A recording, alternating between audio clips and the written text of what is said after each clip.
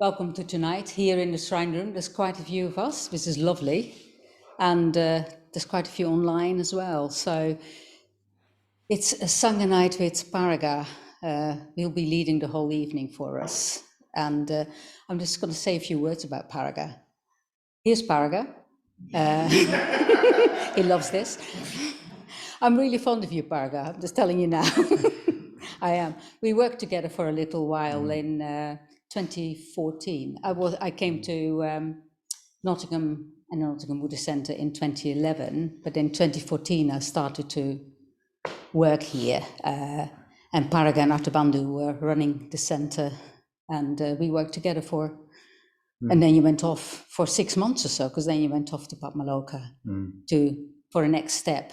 Yeah, but I really enjoyed working with you. I think Paraga is really, you've got a gentleness and a fierceness, and that's combined is a beautiful combination. So, what I mean, I'll tell you later.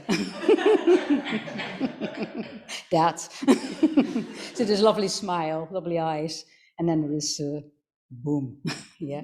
So maybe that's all I say about you, but I'm really delighted that you're back in Nottingham with us and that you're actually part of now the Sangha Night team as well. So we'll see a bit more of you, and I'm really delighted. You've got a lot to give. So thanks for being here. Yeah, thank you, Kemi. Thanks very much for that. Okay, yeah, thank you very much, Kemi. That's lovely. So what we're doing, just welcome to Sangha Night, everyone online. If I'm looking over here in this direction, that's because I know you can see me over there, but that's how I can see you online, so it's going to look a bit weird. I'm probably about that small anyway, aren't I? Okay, so we'll start by saluting the shrine, and then we'll crack on with the rest of the evening.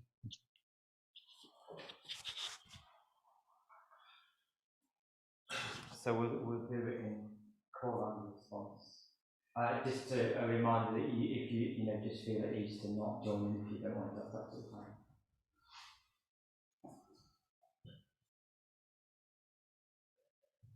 Namo Buddhaya.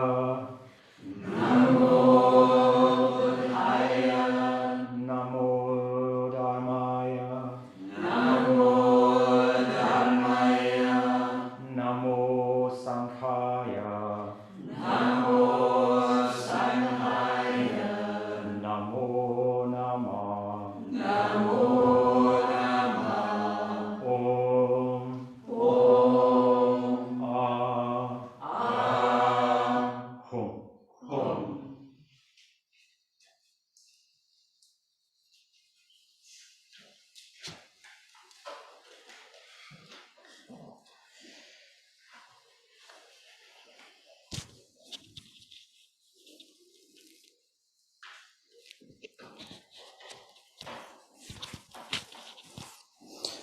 Okay, so we've been doing this whole nature of mind exploration following the project that's been run by Maitreya Bandhu, sort of mainly online and a bit from Adhisthana. So I think the past couple of weeks I've been looking at compassion. So tonight we're going to follow that, but I've been slightly loath to mention the word compassion because I'll say why probably later, because people admit, well, it gets confusing when you start thinking about compassion, but because it's a very sort of big ideal in a way. But I'll say more about that later. But it's sort of in that sphere. I told myself I wasn't going to mention compassion till the end, and I've just gone and stepped in on the wrong foot. Doesn't matter. I've ruined the whole night. I've not. So what we're going to do first is I'll just talk for about 5 minutes on the Metta Bhavana, then we'll do a shortish period of the Metta Bhavana. Then I'm going to introduce a meditation, a sort of deeper exploration of metta, which is called the Karuna Bhavana, which is the compassion, development of compassion. Then we'll have a tea break. Then we will do the Karuna Bhavana practice in the second half, maybe 25 minutes, half an hour. Then I'll open it up for brief questions, and then we'll go into groups, and that'll be it. So so I just wanted some sort of reminders about metta, because sometimes if you're struggling with metta bhavana and then there's another element added to the metta bhavana, that can sort of spin you out a little bit. So I just wanted to recap a little bit on some of the aspects of metta, or some things to look out for when practicing metta, some sort of attitudes towards it which might be helpful, might or might not. So I think the first thing to notice is, particularly if you're struggling with the metta bhavana, is I think tonight you can just put that aside, because essentially we all have quite a lot of care, love and attention to ourselves. So usually people struggle with the first part of the metta bhavana, which is, feeling loving kindness towards ourselves. I sometimes even find it a slightly abstract notion to some extent of starting a meditation practice and saying, may I be happy and well. And there's something about the language I've not quite got my head around for some reason. But I do feel that I genuinely have sort of love and kindness towards myself. But so I think we've all got it. I think the thing is, it's totally natural to experience love, care, warmth and kindness towards ourselves. I think the difficulty we can get into is we don't recognize it and where it is. And it's not like if we've got this vast loving heart and we don't recognize it. It's literally in our experience, but we don't recognize it. So one aspect of metta on the sort of top end of the scale is this blissful, completely sort of unconditioned, ever-flowing mind of love to all beings infinitely, completely unbounded, absolute loving mind to all beings, and it's constantly present. That's one aspect of it. The other aspect of it, which is a reflection of it, is this aspect that we experience on a daily basis. And the way to recognize it is, it's not so much in the feeling tone, because if I feel, do I feel I love myself? I find that's a question that I immediately trip myself up on and go, well, I might do, I don't know. And I get all defensive with myself about even asking the question. It gets really complicated. But I think a way to recognize it is looking at how we look after ourselves. And it's just how we look after our very basic needs as an embodied consciousness, as a human being.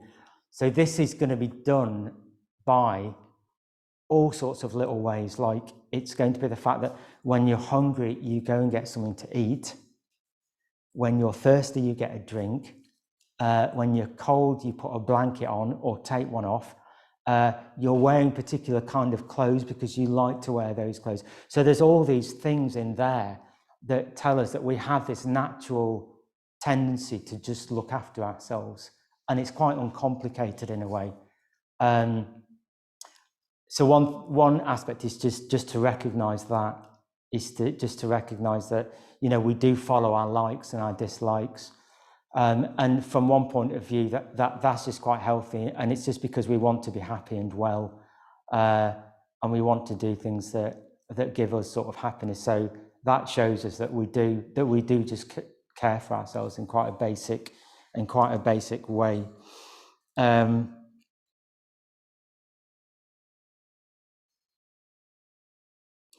And I suppose that's all I wanted to say is just trying to come in from that angle of just maybe even reflecting in the practice tonight that I've looked after myself today. I have shown care towards myself today. I've managed my energy, my time, my resources. I've come to the Buddhist center because it helps with my life and gives me meaning. So these are all things that you would advise to someone to do to develop sort of kindness towards themselves in a way, if that makes sense. So you can therefore sort of develop a sort of mind of trust that you do care about yourself, and just try and recognize those basic ways. And that's the beginning. And even just sitting and reflecting on the fact that that you just have this basic self-care. So it is there. So, or it's almost like this kind of snubs out the question of, well, do I love myself or not? because we can get complicated about that. And the answer, the starting answer is, well, of course we do, because we look after ourselves, we care for ourselves, we're trying to give our lives meaning. So of course the answer is yes.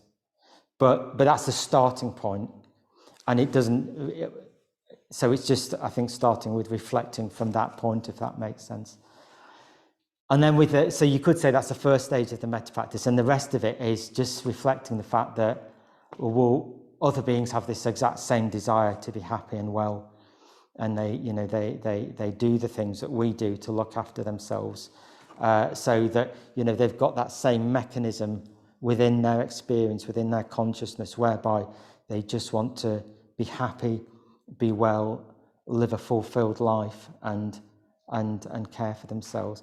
So in that regard, in the second stage or any of the other stages, you're then engaging the fact that others want to be well just like I do. They have that same mechanism in them. So with that, you wish them well. You hope that they'll be happy and live fulfilled lives. Okay. So that's just a bit of a reflection. But I mean tonight when we do the practice now, it'll be a sort of shorter one, but we can just sort of reflect about the fact that I do want to be happy and well. I mean, I'm going to ring the bell for the stages, but I think sometimes it's good to just open it up. You can ignore the bells tonight if you want, and just or just have a different approach whereby it's the good friend just to feel that, oh yeah, well that you can have a more reflective, contemplative metta bhavana where you just think, oh well, my friend or the neutral person or the person I find difficult at work, you could imagine them today that they came in wearing particular clothes because they like those clothes, that they want to look after themselves, and that's just exactly the same as me. So just have that more sort of contemplative aspect, and that is the development of metta bhavana and of loving kindness. Okay, is that clear? Has anyone got any little questions before we start? Or is that all good? Good. Okay, so we'll set up for a period of metta bhavana.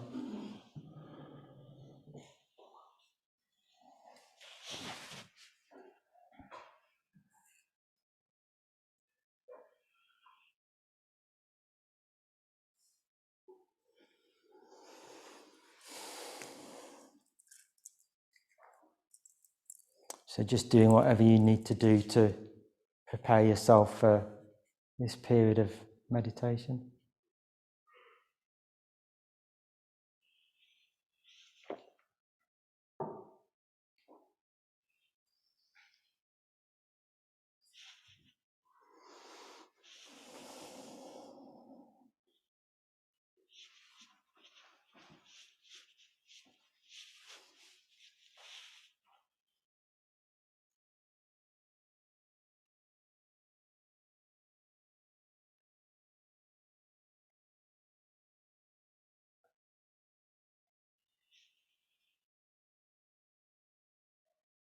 So the metta bhavana.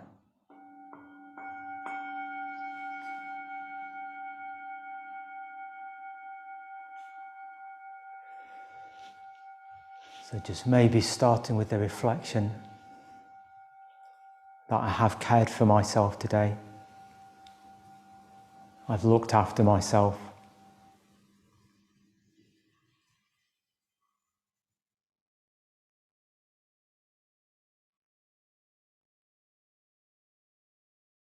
And even being here now at the Buddhist Centre or online, that we're doing this because we care for ourselves and we want to be happy, we want to be free from suffering, and we're acting on that intention.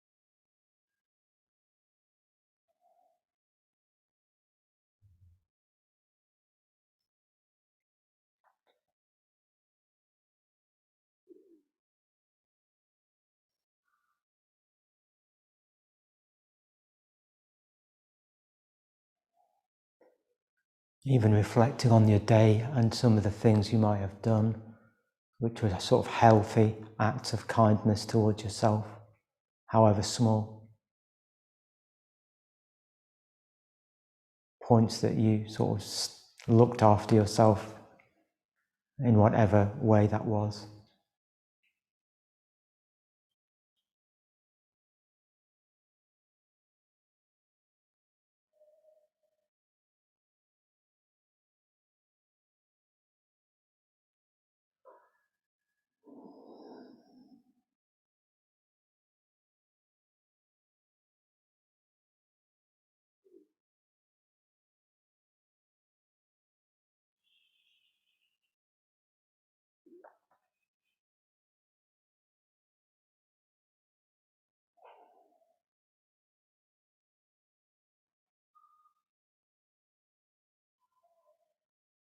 And just taking a breath, just breathing into that sense that today I've looked after myself. I've shown myself kindness.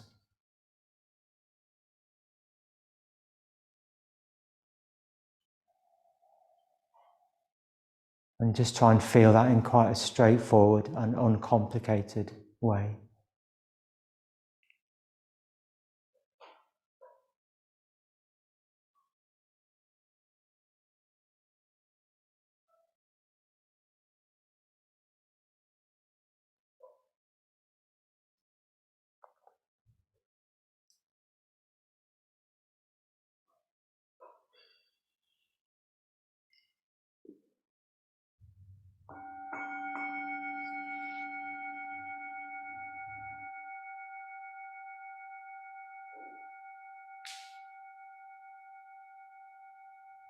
So bringing to mind the good friend.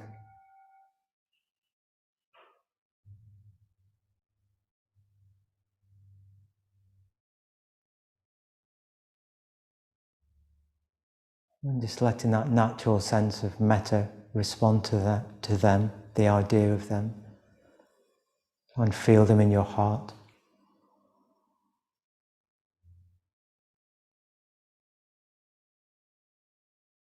And it's quite simple with the good friend.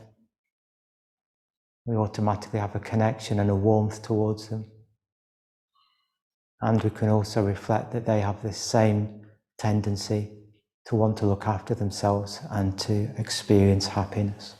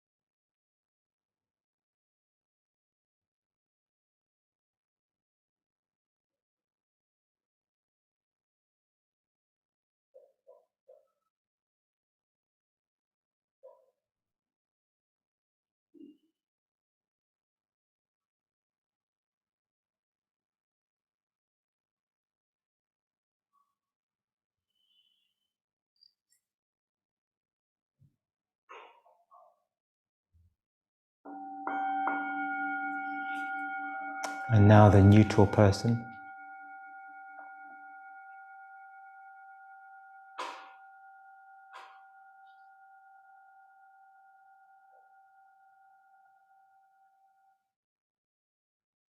And again, just recognizing in the person that you don't know so well, you have neither strong feelings for, and just recognizing that just like myself, they wish to be happy and well, and they've done things in their day to try to bring about their own happiness, that they've looked after themselves. And just allow the metta that you send to them to land in that very area. So it's a recognizing that they're just the same as we are. And this desire for their own happiness, we can direct our metta towards the desire that they already have for their happiness, and almost allow it to blend with that.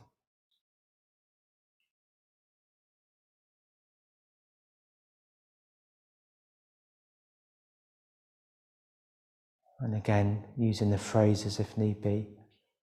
May you be happy, may you be well.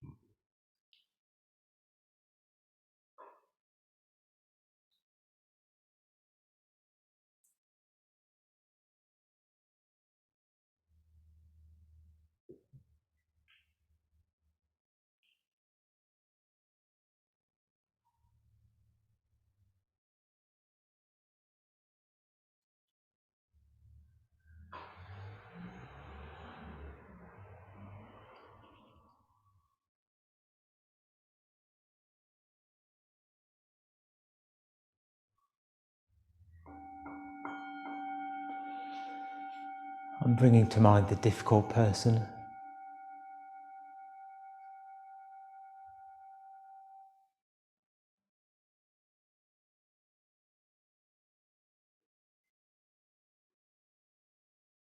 So just noticing your response as you bring them to mind. You might have a natural response of slight tightness or aversion. But again, just being aware that as ourselves, our friend and the neutral person, they also have cared for themselves today. They've tried to look after themselves.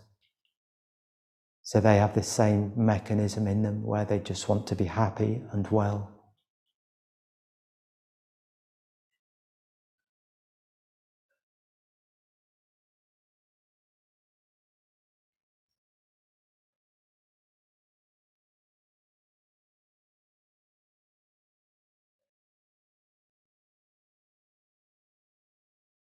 And whether we like them or not, from a certain perspective, doesn't matter. Because right now we can just connect with the fact that they want to be happy and well, just like we do. So we can send them our metta and our well-wishing.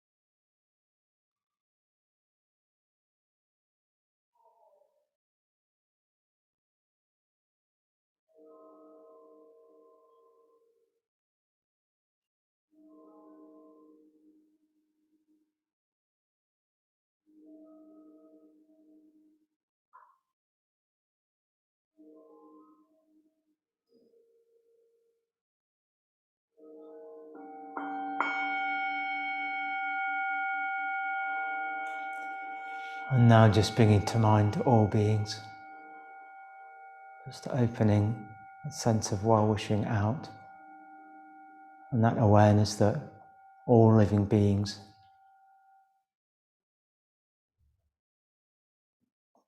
simply want to be happy and well.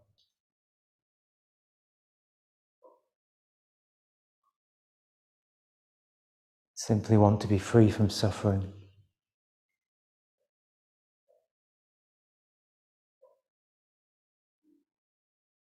Just as we do.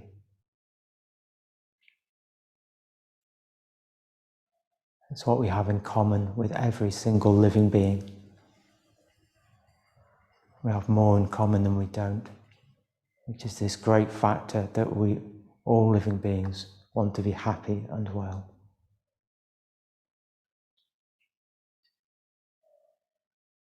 So sending our metta out into the universe.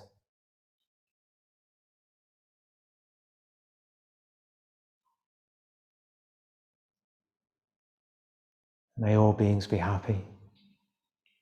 May all beings be well. May all beings be free from suffering.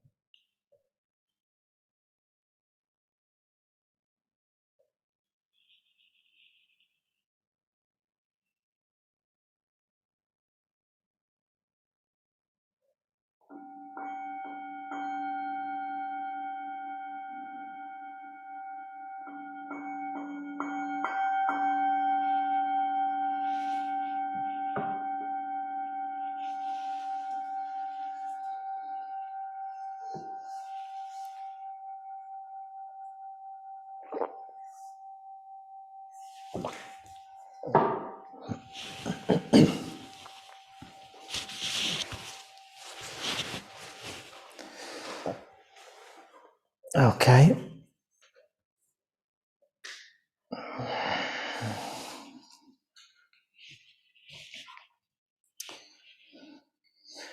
So what I'll do now is I'm just going to sort of introduce another aspect of metta.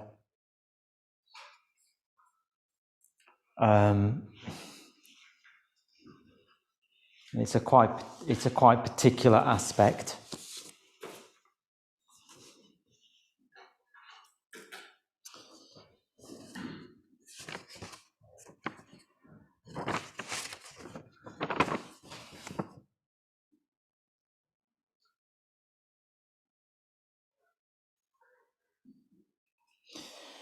So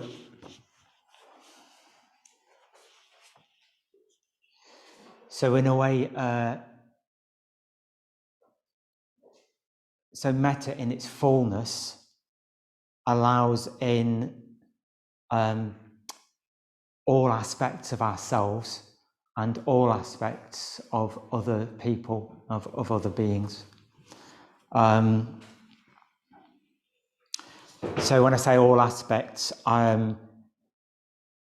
I mean the good, the bad, and the ugly, the pleasant, the middle, and the sort of unpleasant, and it allows in experience which is pleasant, experience which is a bit middle, and experience which is painful.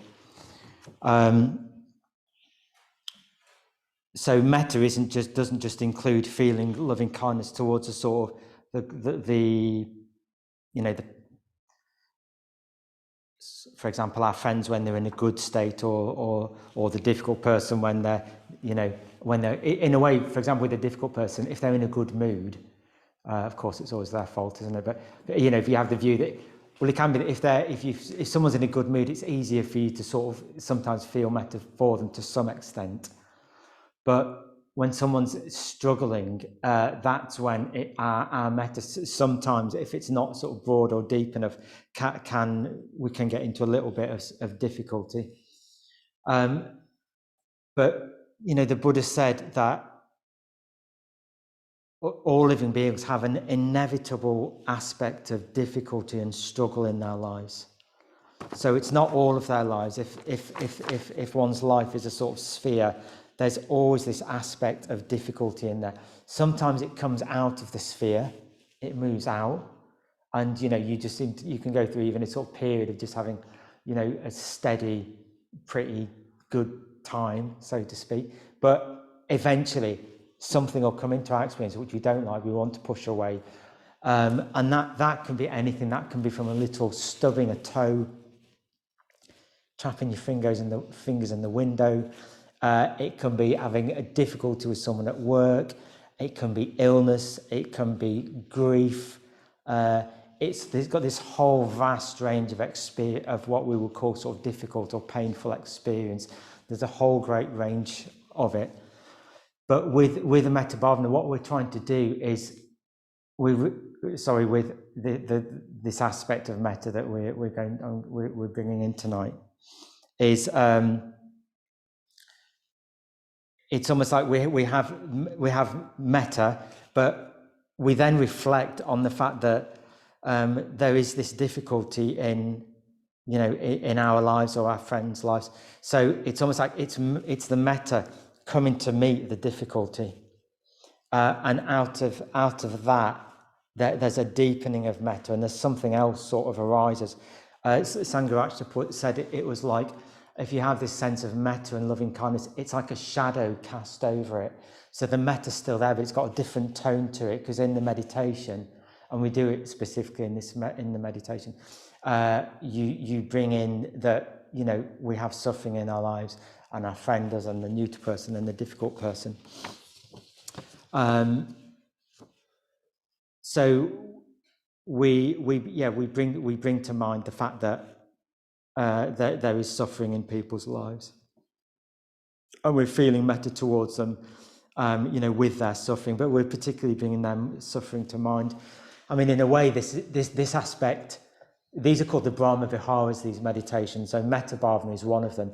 Development of compassion, or the Karuna Bhavana that we're doing tonight, is another one. And there's two more, which I'm not going to mention right now.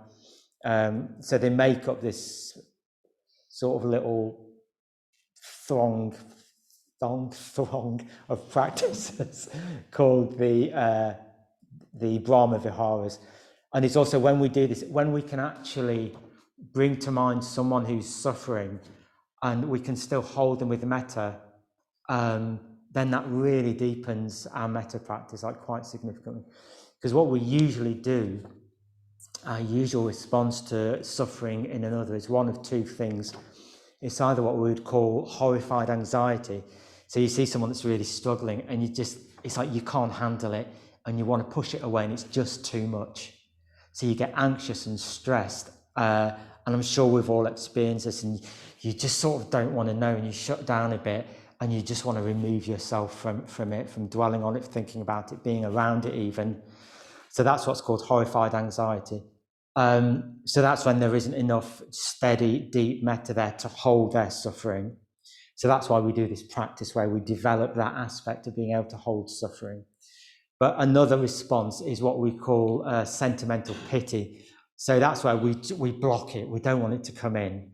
So we try and block it, and we would use sort of stock acceptable phrases like, oh, it'll be okay, or oh, tomorrow's another day, or, someone's just been dumped and the old, like, there's plenty more fish in the sea that someone's bound to say to you if you've been dumped. Just these sort of slightly ridiculous, but it's keeping it at a distance. It's not really sort of letting that experience in of their suffering in a way.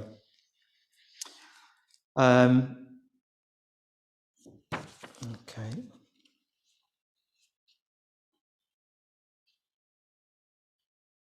So the way we do this practice is we bring ourselves to mind, and so this practice is really rooted in metta. We're not doing anything different.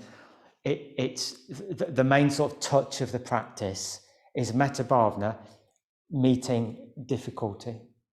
So that's when it becomes compassion, and that's what compassion is. It's the ability to just hold another's suffering with metta, without running away, without blocking it, just holding it, and it even allowing your metta to become stronger. So that's what compassion is in its sort of essence. Actually, it's much more than that, but because but I won't go into that. But it has this wisdom aspect in it as well, which is an understanding of the inevitability of suffering in life. So if we take some of the Buddhist teaching the wrong way, it looks like there's suffering, there's just suffering. If we look at the Four Noble Truths, the first truth is life is suffering. But it's not quite like that. Sangha says it's not quite as simple as that. Is that there's an inevitability of suffering which comes in, which we can't get away from. So that's what's happening. So it's almost like we're to bring the wisdom aspect in, which you can eventually develop just through doing this meditation, is the fact that all beings have an element of suffering in their life. However happy they look, how much money they've got, however sort of emotionally positive and buoyant they seem, there is always, this side of enlightenment, there is always suffering. And it's only at sort of full enlightenment, a full seeing into the true nature of reality and impermanence, and there being no more craving, no more aversion, no more indifference. That's the only point where we're free of this dynamic of suffering entering our lives.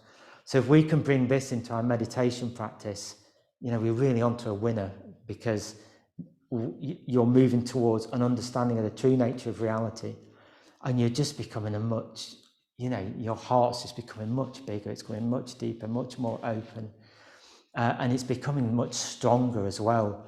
It's becoming much it's really strengthened. It's like sort of, I don't know, taking your heart to the gym. I know it's a slightly weird image, but it's like you're really sort of working on it in a way that you probably haven't before. Okay, so the meditation practice itself is in 6 stages, not 5. So there's an extra stage than there is in the metta bhavana. So what we do is we bring ourselves to mind, and like I said, we generate metta. That's the starting point, is we dwell in metta.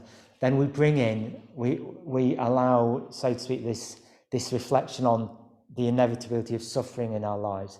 And we just hold that, we're aware of that, we reflect on that, but we hold that in metta, and just allow metta and loving kindness to respond to the fact that, we have suffering in our lives, and it's okay to have suffering in our lives. It's okay. It's just the way it is. We can't get around it.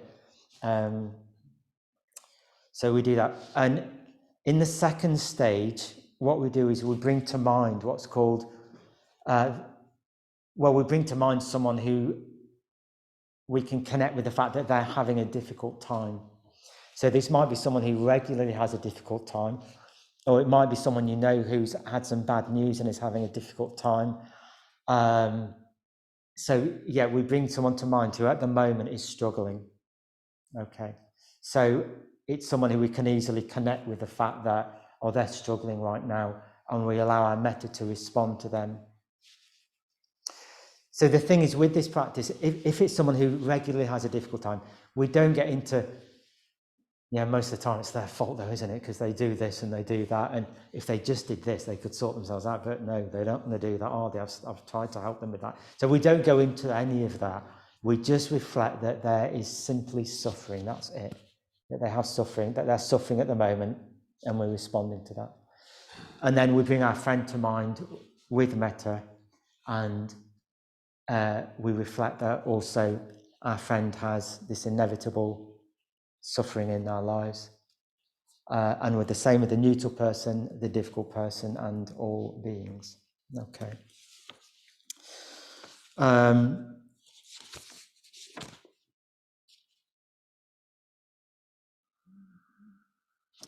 So I think what we'll do, I think I'll just briefly, I'll just briefly ask if there's any questions on what I've said, just for sort of clarity's sake, or anything.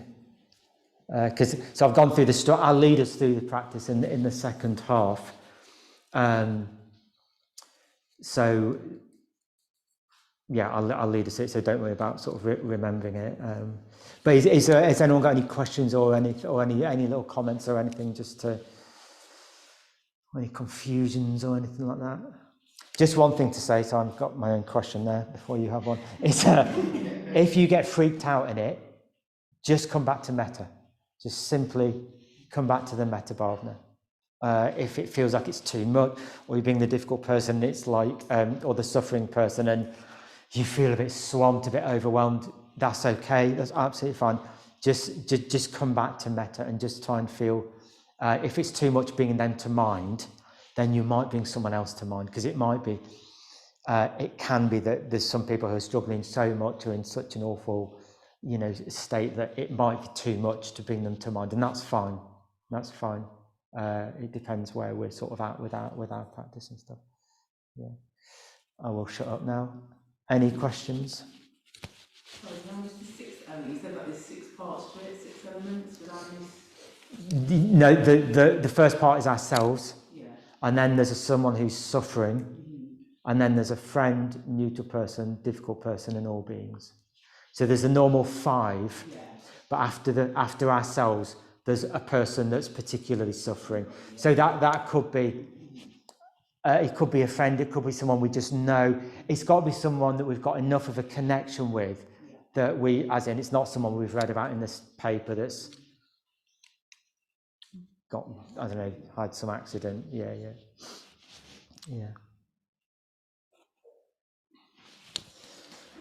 Yes. For that second person, do you have any recommendations for sort of what, this is going to come out sounding a little bit weird, but I don't think any other way to word this, what kind of person to kind of put in that slot? So, for example, I can think of many people I know who are neither here nor there, or that I don't like, that could quite happily fit into that slot. Is there any sort of recommendation for where to go with that specifically?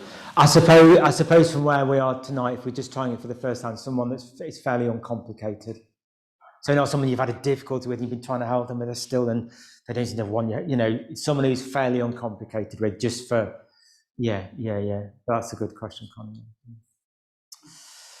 Okay, anyone online there? No. Good.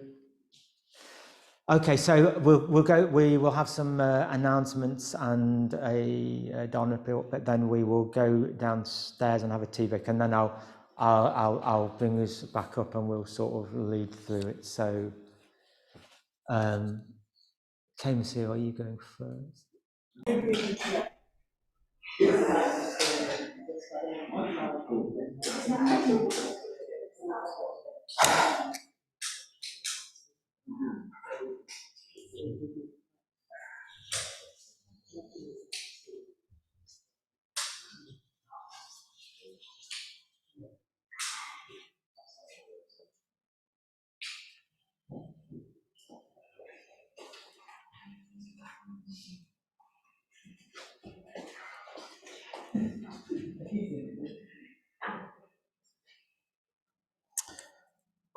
Dokali. So all ready to have a go at the practice? So just remembering that what we did in the first half, just trying to contact, we'll have a few minutes to start with, just sitting and so the main thing with it is it's almost like the main practice is metta. That's you're holding it. You're not just kind of, you're not repeatedly thinking, oh, suffering, oh gosh, oh, stubbed my toe yesterday. Just keep going through your head all the difficult things in your life. It's a sort of deeper reflection than that. But the main reflection is, the main presence of the practice is metta. But then you bring into mind, every so often, you're just bringing in that, you have this inevitable aspect of suffering in your daily life. And sometimes you've had periods of, more sort of stronger suffering, sometimes less so, but you've got this inevitable sort of inescapable dimension to your life, which is a sort of difficulty of some sort. But you don't just keep kind of rubbing your face in that, because that's just going to get really dull and grim. The main thing is the sort of potency of metta, and then it's almost like the metta has a kind of like a shadow cast over it, which is just this warm reflection that you have difficulty in your life. Okay, and you can sort of come in and out of that. And again, the other thing is, if it gets too much, or if you feel a bit overwhelmed, just come back to the body, come back to metta. If you feel a bit indifferent when you bring someone up, then just again try to feel more metta and try and engage a bit more with the dynamic that, well, this person just wants to be happy like I do, and but they're experiencing suffering, so try and sort of feel that and respond with metta. Okay.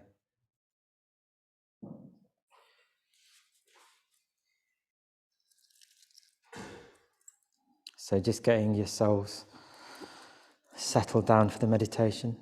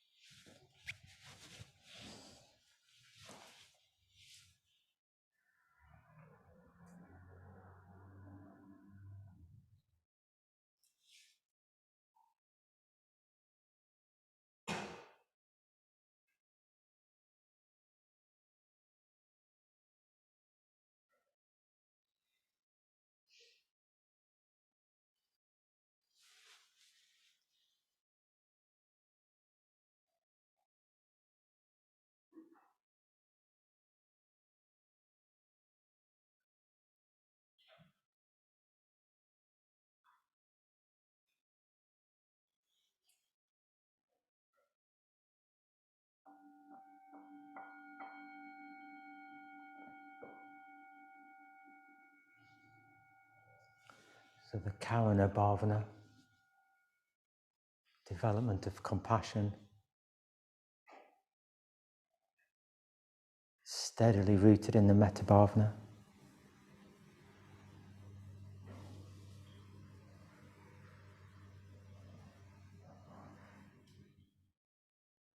And again, this practice looks very, very close to the Metta Bhavana practice. It's just an added dimension to it. So with that, we're simply starting as we did the last time, just bearing in mind the fact that we want to be happy, we want to be well.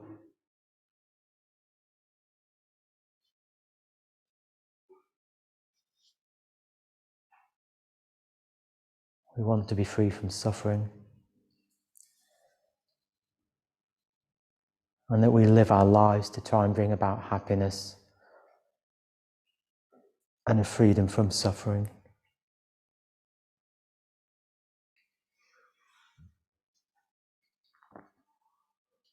So just starting by feeling metta, loving kindness towards yourself.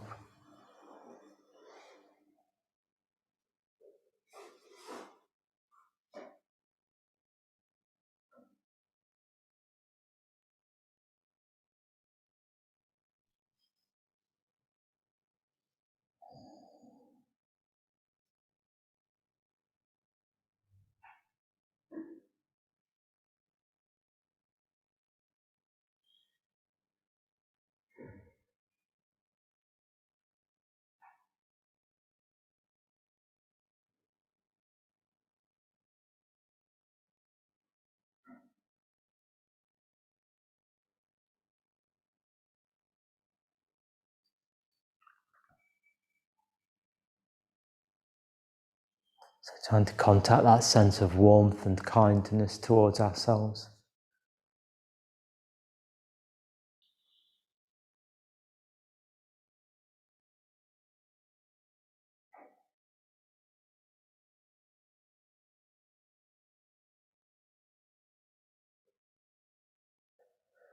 And just beginning to bring to mind the fact that no matter how hard we try, we can't quite seem to avoid an aspect of difficulty, unsatisfactoriness, or struggle in our lives.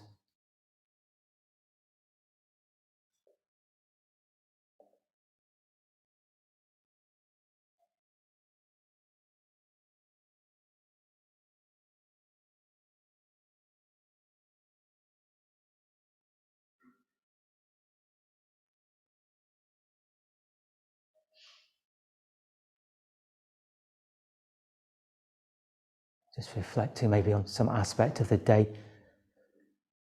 we've had a particular mental state arise, which is very familiar to you, which causes you struggle, difficulty.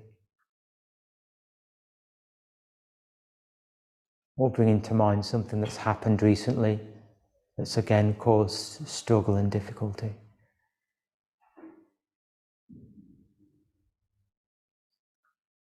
And just feeling that.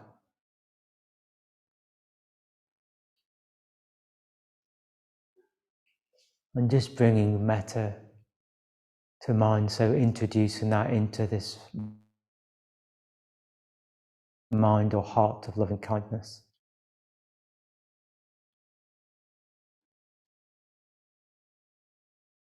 So having a sense of accepting that difficulty, not shying away from it.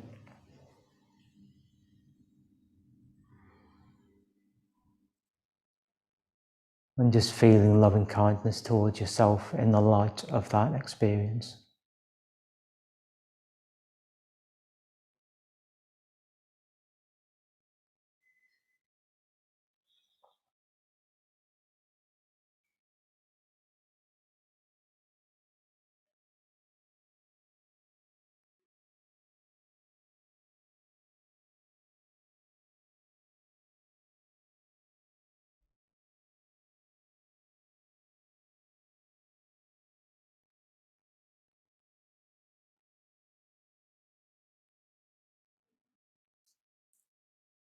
And again, just coming back to the body, coming back to metta, just making sure you've not got too lost in thoughts or stories.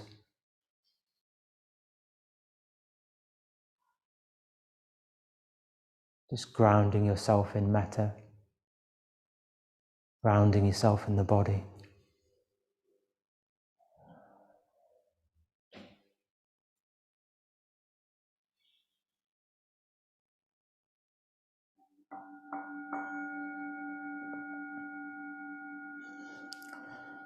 And just bringing to mind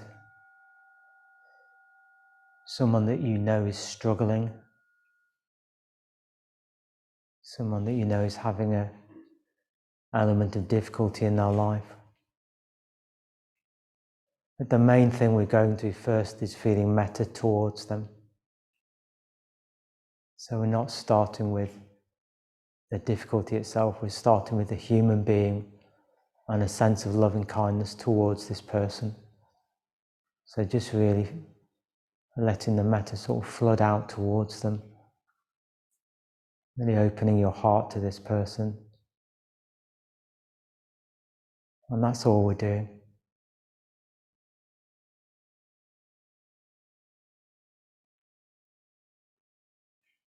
Again, just like us, they just want to be happy and well.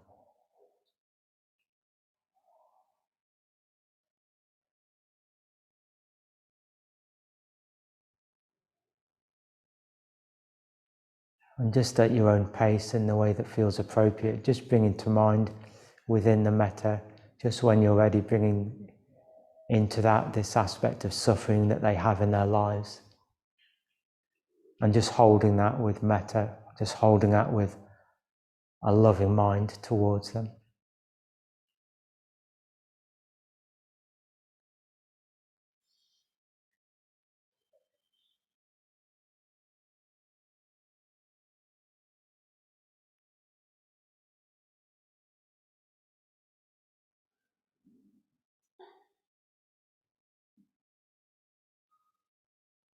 So we're not getting into stories as to why they're suffering. We're simply acknowledging that there is suffering.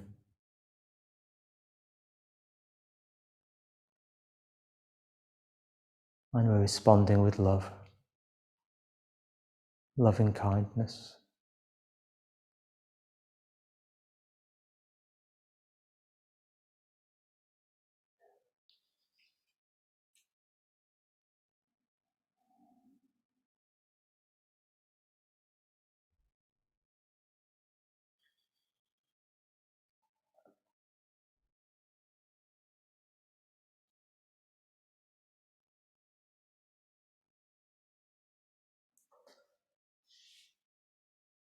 And again, just coming back to grounding yourself in metta, stabilizing yourself in your body, in the breath, in the warmth in your heart.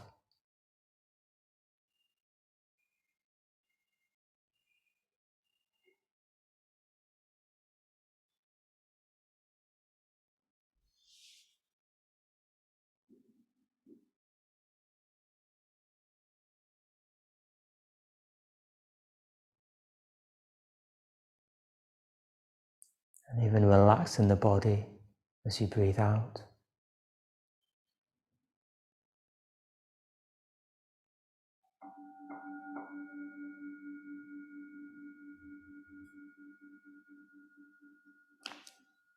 And now bringing to mind the good friend. And again, just feeling that natural connection you have with them,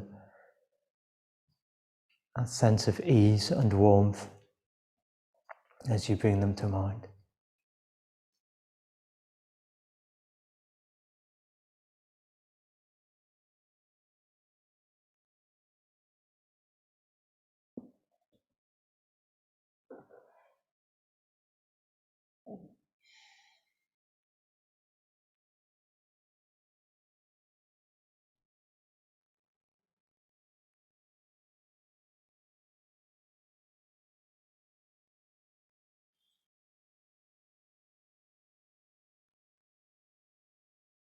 And just in your own time and as you feel appropriate, just bringing to mind that your friend has inevitable difficulty in their life in one way and another.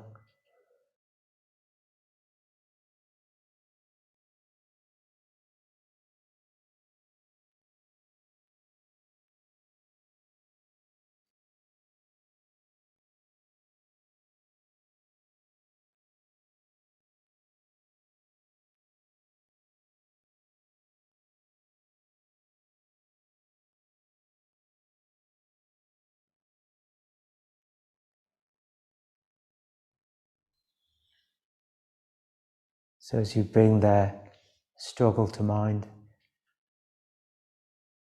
just allow your heart to respond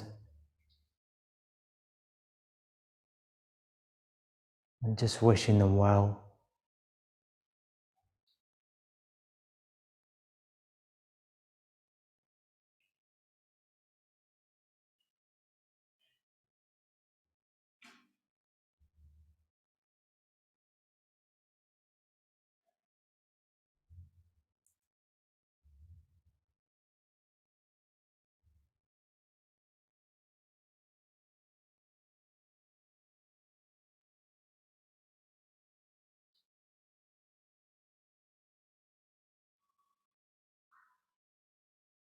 So we're holding that sense of struggle.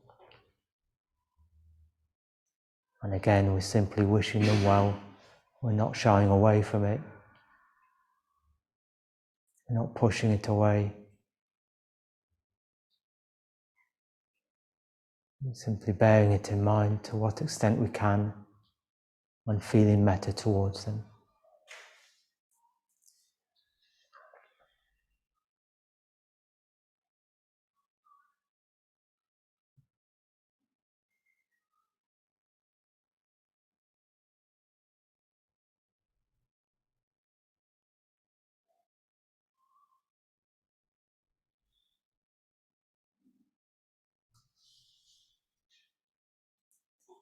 And if at any point in the practice, if you feel as it's too much, or you're losing perspective, or you've even just drifted off, just coming back to the body, and particularly just coming back to a sense of metta,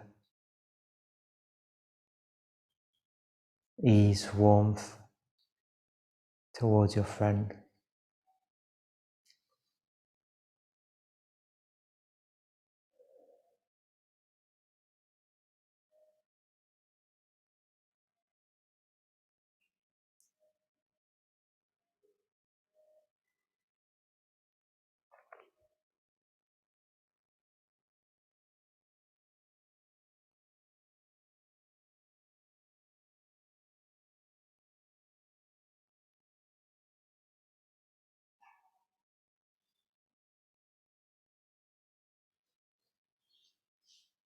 Again, coming back to the body,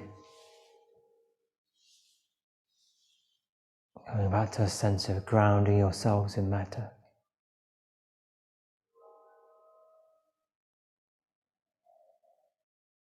Looking for a sense of ease within your experience.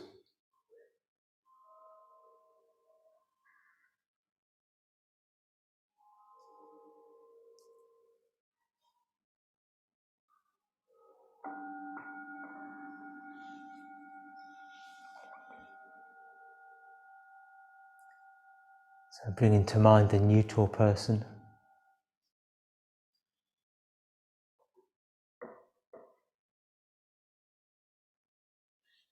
And again, just feeling metta towards them.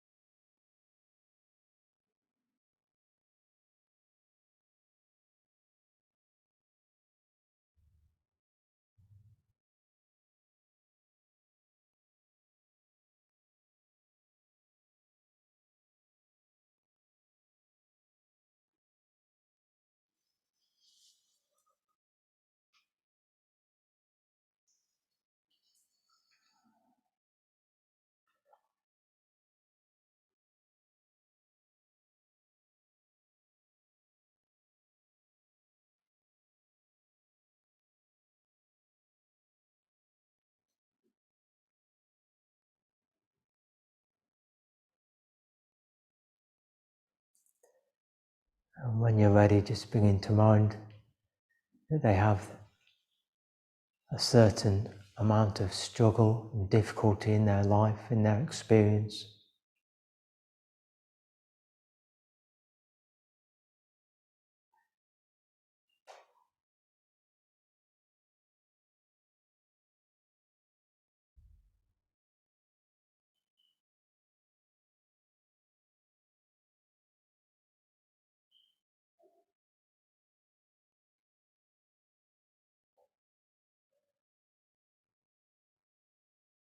So whilst holding that in our minds, that sense of struggle that they have, we just again contact metta towards them.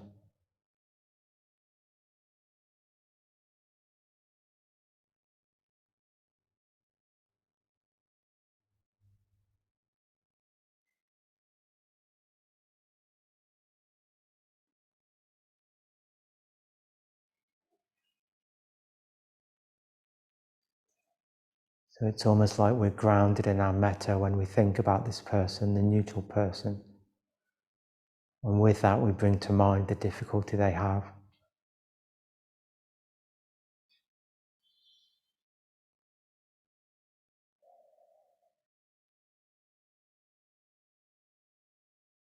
And we wish them well.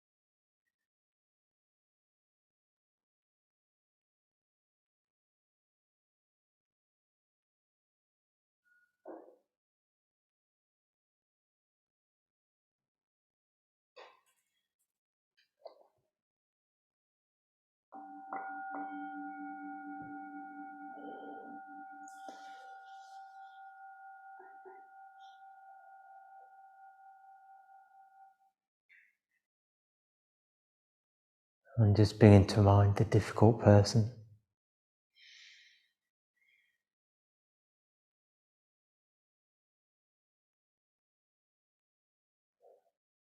Just reflecting this person wants to be happy and well, just as we do.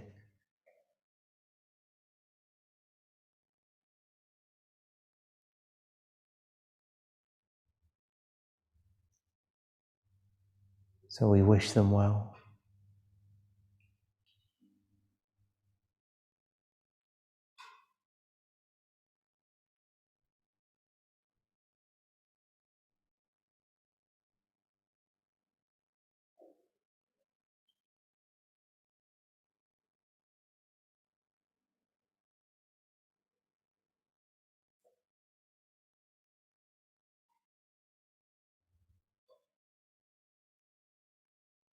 And when you feel the metta towards them is reasonably steady and reasonably stable, you can just reflect that this person experiences suffering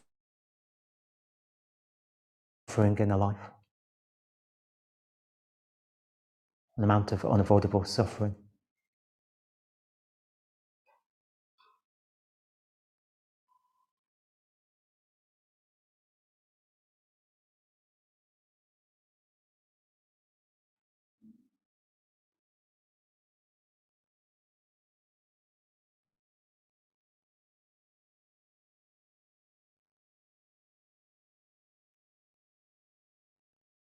So we just hold an awareness of that suffering within the metta.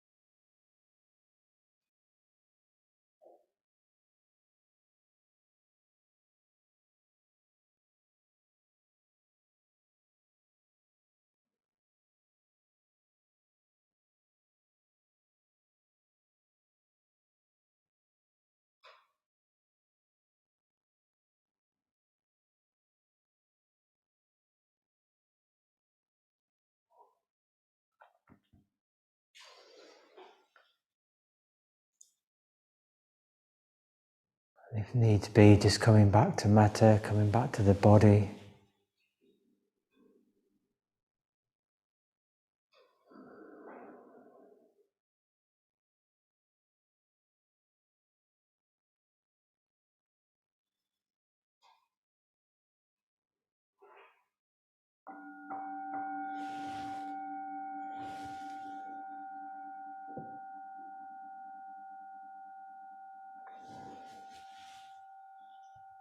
And just in whichever way works for you, just bringing to mind all living beings.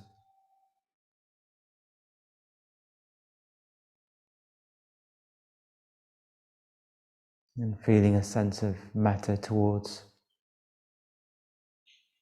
all beings.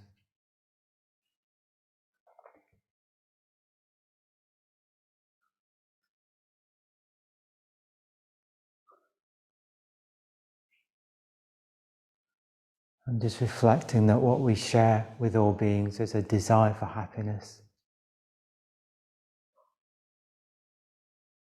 and a desire to be free from suffering.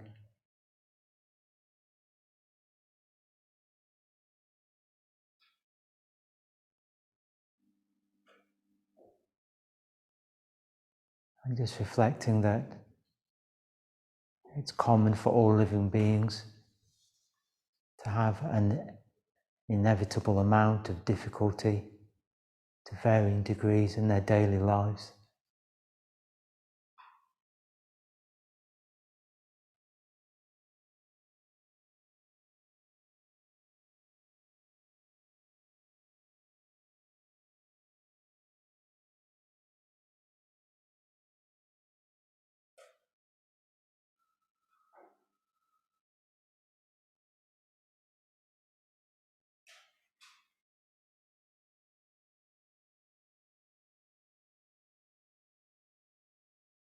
And if you're able to what extent you can, just dipping into the reflection that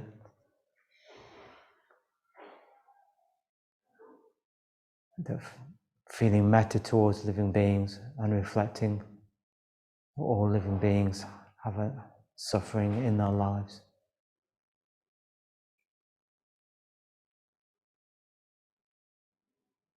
And again, just doing this to what extent you can. It might be just bringing a few people to mind, or it might be much more than that.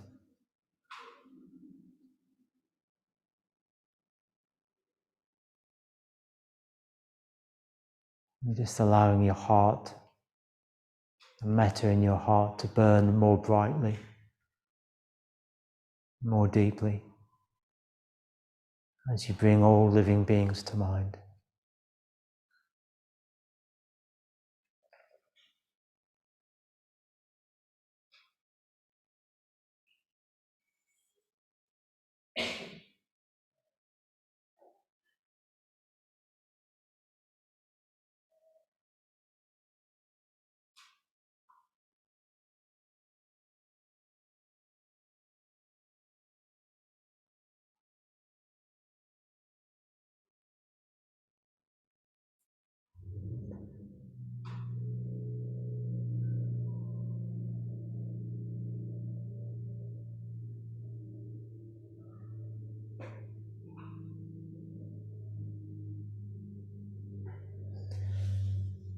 And just to finish, we'll just come back to that sense of metta towards ourselves.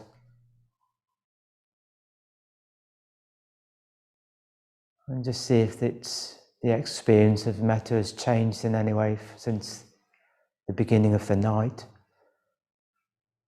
Seeing what's the tone, what's the quality of the metta like at the moment.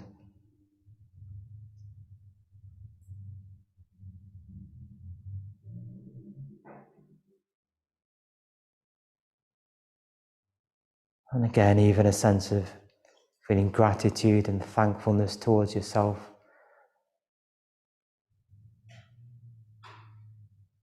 for engaging with the practices.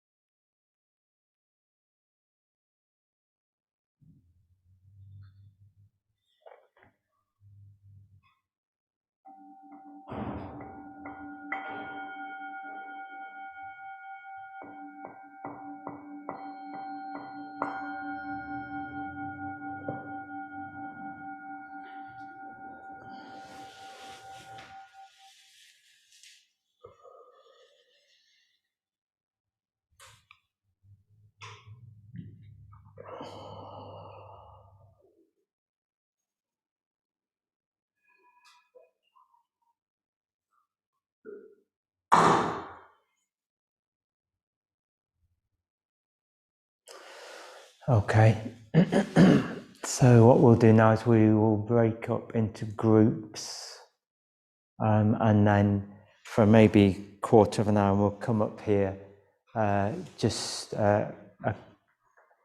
ring about a couple of minutes before past, okay? So maybe we could have a couple of groups downstairs. And the Series is going to do next week the not the Upeka, Mudita Bhavna, which is another of the Brahma Viharas. So that will be next week. Yeah, thank you very much for coming. I've enjoyed it. I hope you have. I don't know how to round up the evening. Hey, round up yeah, and thank you everyone online. And goodbye. See you all soon. Bye.